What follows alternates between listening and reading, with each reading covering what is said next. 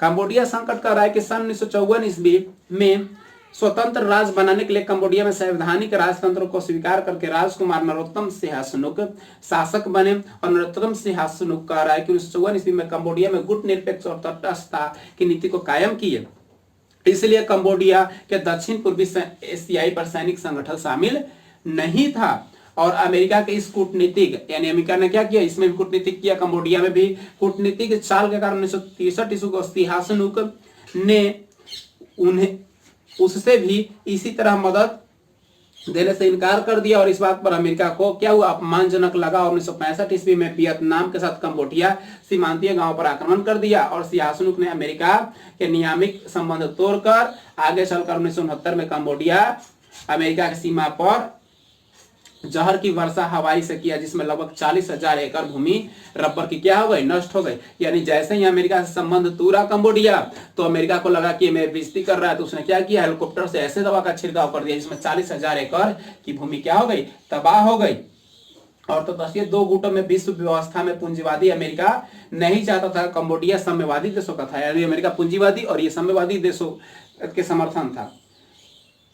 उसमें कंबोडिया ने गुट निरपेक्ष की एक पक्षीय मानते हुए आरोप लगाया कि सिंहासनुक सरकार का संबंध उत्तरी वियतनाम के क्वांतांगो से है और इसमें अमेरिका का CIA भी शामिल है।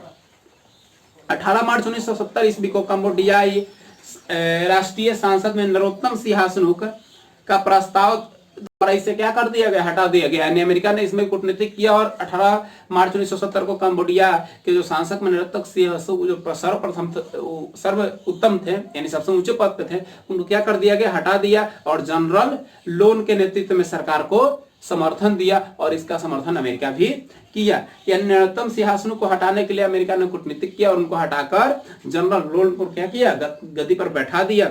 अमेरिकी राष्ट्रपति इस नीति के व्यापक विरोध में अमेरिका को भी कर रहे थे। यानी राष्ट्रपति निक्सन ने अपनी सेना को वापस बुलाने की घोषणा की, परंतु दक्षिणी वियतनाम में सेना कंबोडिया को रहने देने की घोषणा की स्थिति पर जटिल बनाई हुई थी। यानी अमेरिका के जो राष्ट्रपति निक्सन थे वो चाहते थे कि सेना मेरी वापस जाए, लेकिन कंबोडिया के लोग ऐसा नहीं चाहते थे, वो चाहते थे कि सेना यहीं पे रहे, क्योंकि स्थिति जटिल थी।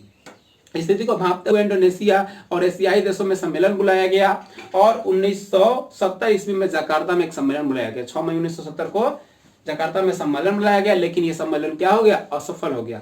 कंबोडियाई छापेमारों और अमेरिकी सेना के बीच युद्ध हुआ और बमबारी हत्याओं के दौरान 9 अक्टूबर 1927 को कंबोडिया एक गणराज्य घोषित हुआ। पूछेगा कंबोडिया कब गणराज्य घोषित हुआ, तो 1970 को, 9 अक्टूबर 1970 को। परंतु सिंहासनुक और लोन के सेनाओं में संघर्ष चलता रहा। तत्पश्चात सिंहासनुक निर्णायक युद्ध का ऐलान कर दिया और इसमें लाल खुमेरी सेना विजय की ओर आगे बढ़ती गई और नोल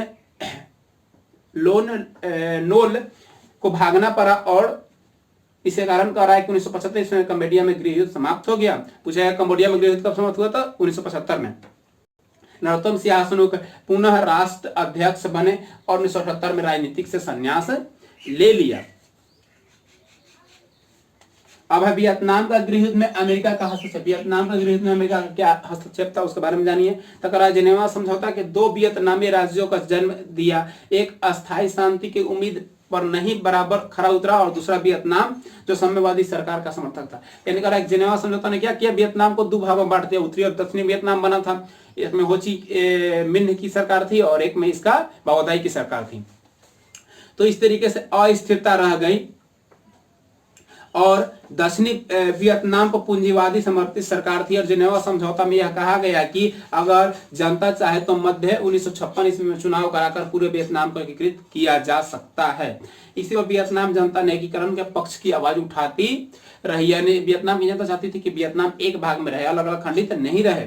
और 1960 ईस्वी में वियतकांग यानी राष्ट्रीय मुक्ति सेना ने गठन करके सरकार के विरुद्ध हिंसात्मक संघर्ष किया। 1961 में स्थिति इतनी बिगड़ गई कि दक्षिणी वियतनाम में आपातकाल की घोषणा की गई। पूछेगा कि दक्षिणी वियतनाम में आपातकाल की घोषणा कब की गई, तो 1961 में।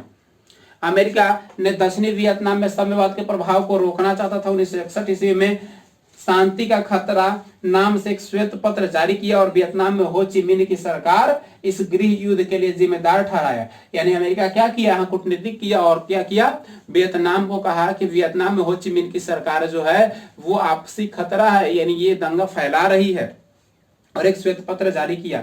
इस गृह युद्ध का जिम्मेदार हो ची मिन्ह को ठहराया गया। 1962 ईस्वी के शुरुआत में 4000 सैनिक दक्षिणी वियतनाम की मदद के लिए भेजे गए। वास्तविक रूप से नयो दिन दियम तानाशाही अत्याचारों का ही एक क्या था, तंग आ चुका था, और बौद्ध धर्म मानने वाली जनता असहिष्णु, यानी ये लोग मार काट के विश्वास नहीं रखते थे, लड़ाई झगड़ा विश्वास नहीं रखते थे।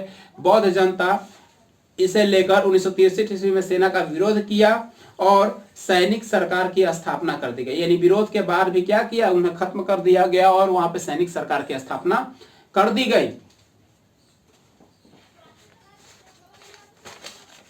और इसके बाद भी क्या रहा है कि इसमें संघर्ष चलता रहा। 5 अगस्त को अमेरिका वियतनाम पर आक्रमण कर दिया और कुछ सैनिक अड्डों को तबाह कर दिया, और अमेरिका को चेतावनी भरी धमकी रूस और चाइना ने दी कि अगर वो इसको नहीं थी करता है तो और उस पर हमला किया जाएगा। अमेरिका द्वारा शुरू किया गया युद्ध काफी हिंसात्मक और बर्बर और यातनापूर्वक था। इसमें टैंकों और बमों का प्रयोग किया गया। देखिए इसी में देता है रासायनिक हथियार क्या है, रासायनिक हथियार और एजेंट ऑरेंज। रासायनिक हथियार का मतलब है कि नापाम।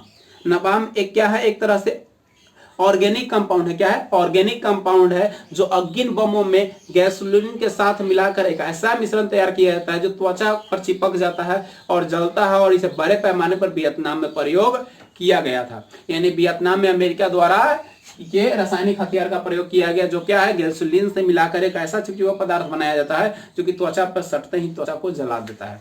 अब एजेंट ऑरेंज। एजेंट ऑरेंज क्या है, तो कह रहा है कि एक ऐसा जहर है जो पेड़ों की पत्तियों पर छिड़कने पर क्या होता है, झुलस जाता है और पेड़ मर जाते हैं। जंगलों को खत्म करने के लिए इसका प्रयोग किया जाता है। इसके नाम की ऑरेंज पट्टियां वाले ड्रोम में रखना पड़ता है, और अमेरिका ने इसका इस्तेमाल जंगलों और खेतों को और आबादी द्वारा जमकर खत्म करने के लिए किया गया, जिससे लोग विकलांग भी हो गए। यानी जो उसके 40,000 एकड़ को बर्बाद किया वो एजेंट ऑरेंज से किया। यानी इस युद्ध में अमेरिका ने बहुत हद तक क्षति पहुंचाने का काम किया था। 1968 के आरंभ में वियतकांग अमेरिकी सैनिक के प्रतीक पूर्वी पेंटागन सहित अनेक ठिकानों पर धावा बोल दिया। पेंटागन अमेरिका का रक्षा विभाग है, याद रखिएगा, पेंटागन अमेरिका का रक्षा विभाग है।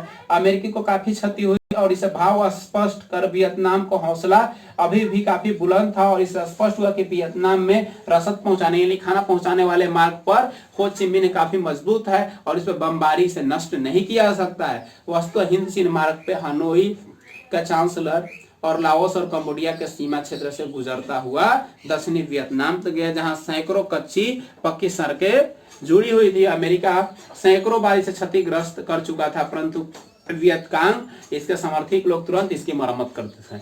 यानी जो मार्ग था हिंद चीन पहुंचने का, वो बहुत सारे सैकड़ों कच्चे मार्ग थे जिसको तोड़ने का, नष्ट करने का प्रयास अमेरिका बार बार किया, किंतु वहां के जो स्थानीय लोग थे उसको बार बार मरम्मत कर देते थे। अब अमेरिका शांति वार्ता चाहता था, यानी अमेरिका इससे तंग हो गया और अमेरिका अब चाहता था कि शांति वार्ता करे और अपनी कुछ शर्त रखे। राष्ट्रमंडल संयुक्त राष्ट्र संघ के सम्मेलन में कई शक्तियां के प्रयास में वार्ता किया गया और 1968 में पेरिस के शांति वार्ता हुआ। अमेरिका ने हट के कारण 6 मई इस वार्ता को और आगे टाल दिया और वियतकांग की मांग की गई इसे बमबारी करना बंद करे और अमेरिकी अपने सैनिक हटाए, और 7 जून 1969 को वियतनामी राष्ट्रमंडल दक्षिणी वियतनाम को मुक्त क्षेत्र कांग सरकार की गठन की गई और एक घोषणा किया गया जिसमें रूस और चीन तुरंत ही अपनी मान्यता दे और वियतनामी राष्ट्रीयता के जनक हो ची मिन्ह की मृत्यु हो गई। यानी वियतनामी राष्ट्रवादी की जनक कौन है, तो ये है आपके हो ची मिन्ह। अब कह रहा है अमेरिका असफलता और वियतनाम का एकीकरण, यानी अमेरिका इस तरीके से क्या हो गया, वियतनाम में असफल हो गया। असफल होने के बाद क्या किया गया, वहां के निक्सन ने कुछ 5 सूत्री घोषणाएं की।